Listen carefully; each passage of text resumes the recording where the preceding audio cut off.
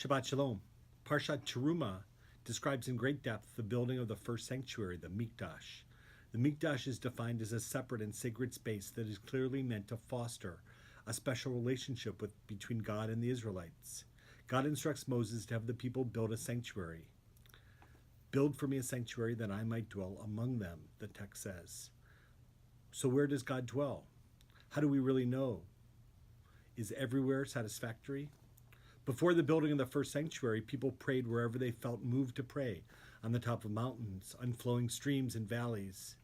Did these people have less of a relationship with God than those who prayed in the sanctuary? Probably not. Many scholars have addressed the question of God's dwelling. Martin Buber teaches that God dwells wherever we let God in. Sadia Gaon says that there is no place that is not without God. The Mechilta says that wherever you find a human footprint, you have found God. Jewish tradition teaches that God is everywhere. What then is the purpose of the sanctuary? Some have speculated the Mikdash exists to fulfill a human need. It's a human need, a desire to have sacred space, to gather our thoughts and to feel close to God. It's a human need to search for inspiring environments. Did God feel the need that we would need a separate and holy space that we could return to our hearts and ultimately return to God? The Mikdash was the first thing that the Israelites built in the wilderness, and it marks a turning point in the Exodus narrative.